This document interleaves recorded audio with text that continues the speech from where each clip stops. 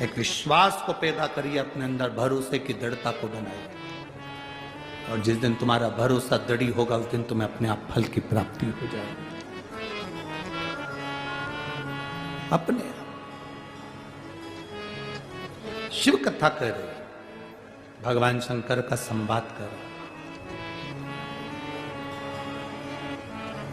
3 चीजें अपने जीवन में आती है, परीक्षा, समीक्षा और प्रतीक्षा। कौन कौन सी 3 चीजें हैं?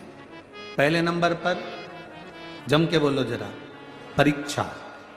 दूसरे नंबर पर समीक्षा और तीसरे नंबर पर प्रतीक्षा। ये 3 चीजें हमारे सामने। पहले नंबर पर परीक्षा। परमात्मा की कभी परीक्षा मत लो। हम दुनिया के लोगों को छोड़कर भगवान की परीक्षा लेने में बैठे हैं। आप में से कई लोग ऐसे होंगे जिनके पास में आप शंकर जी को जल चढ़ाने जाते होंगे तो लोग आकर आपके पास में खड़े होकर कहते होंगे, क्या तेरे भगवान में दम हो तो करके बता दे।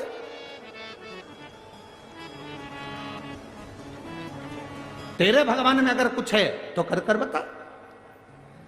कई लोग ऐसे होंगे जो भगवान पर उंगली उठाएंगे। आप हाथ जोड़कर कह देना, ना तो मुझे भगवान की परीक्षा लेना है, ना मुझे परीक्षा से मतलब है। मैं क्यों कहूं कि मेरे भगवान में दम है तो ये करके ना ना ना, ये व्यर्थ की बात दुनिया के लोग करते हैं, मैं नहीं करती। मैं तो 1 लोटा जल महादेव को चढ़ाती हूं और इस भाव से चढ़ाती हूं कि मेरा महादेव मुझसे कदम से कदम मिलाकर चल रहा है, मुझे और कुछ नहीं चाहिए।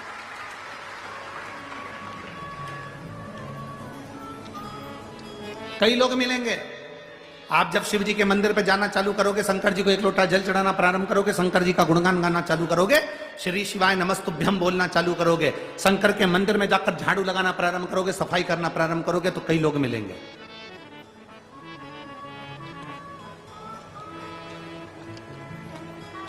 आप मंदिर को जब क्लीन कर रहे हैं, साफ कर रहे हैं, मैं माननीय प्रधानमंत्री जी श्री नरेंद्र मोदी जी को धन्यवाद देना चाहूंगा कि राम अवध में विराजमान हो रहे हैं, उसके पहले उन्होंने एक नियम पूरे भारत में लागू किया कि राम जी अवध में बैठे, उससे पहले हमको एक आंदोलन चलाना है, पूरे मंदिरों को साफ करना है। शिव महापुराण की कथा आपने श्रवण कर ये जो नियम आपने शिव महापुराण की कथा श्रवण कर ये नियम जो लिया और पूरे भारत के मंदिरों को, नदियों को, तालाब को, बावड़ी को, सरोवर को क्लीन करने का जो विचार करा, यही समिति का नियम है, यही शिव महापुराण कहती हुई है।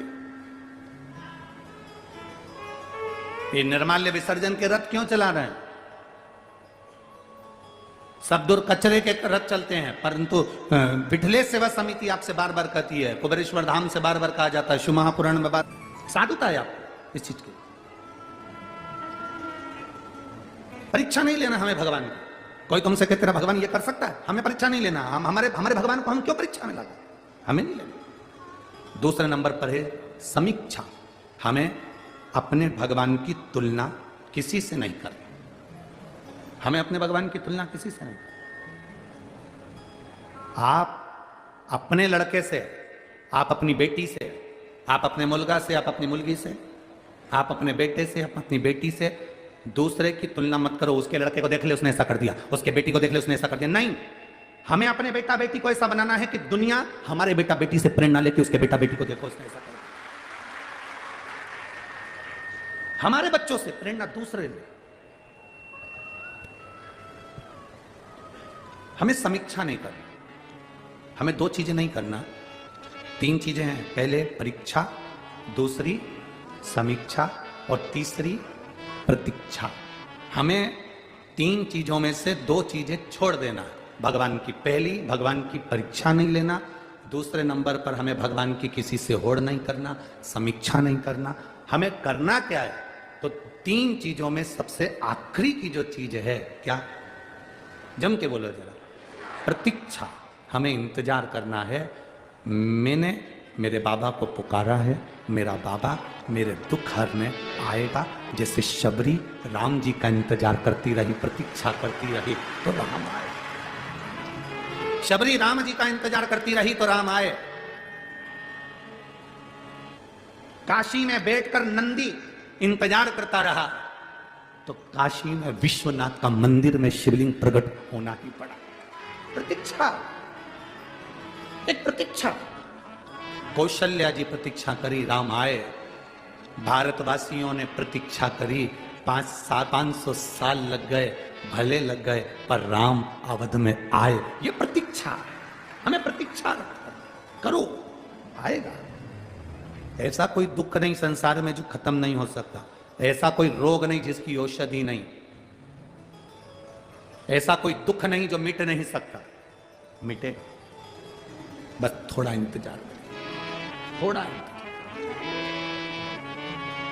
प्रतीक्षा करना पड़ेगा।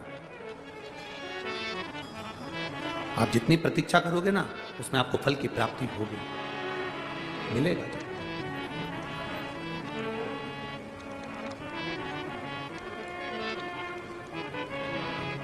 वो मिलेगा, बिना प्रतीक्षा के हो ही नहीं।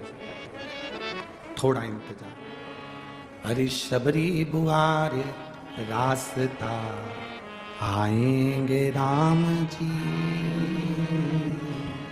शबरी बुआरे रास्ता आएंगे राम जी, मेरा भी धन्य जीवन बनाएंगे राम जी, मेरा भी धन्य जीवन बनाए राम जी, शबरी बुआरे रास्ता आए। अब इंतजार करो। मातंग बाबा ने जैसे शबरी जी से कहा था, इंतजार करो, आए।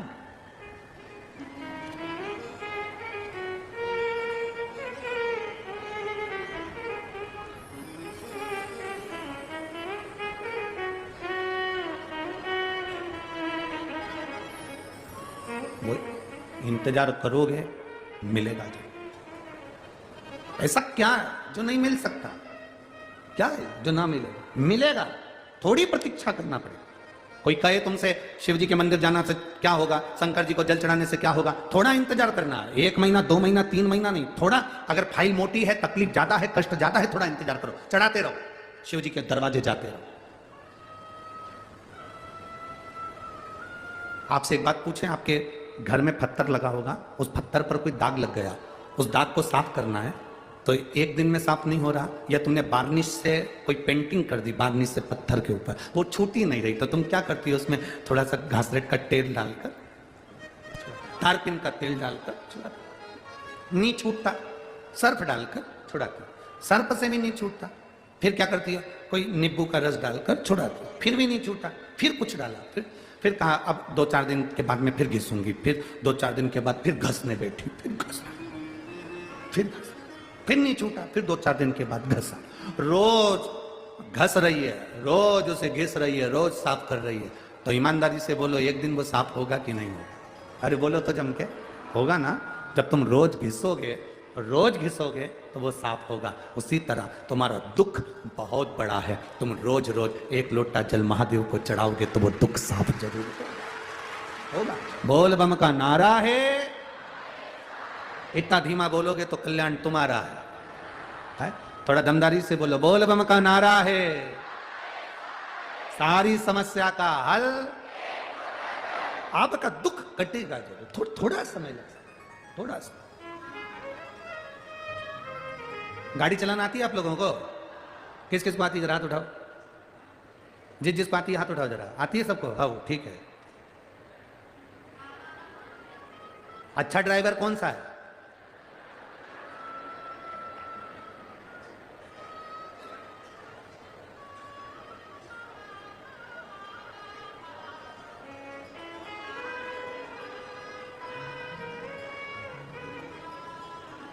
अच्छा ड्राइवर कैसा होता है? सीधा रोड, खाली सड़क और ड्राइविंग करे तो अच्छा ड्राइवर बन सकता है? अरे बोलो तो।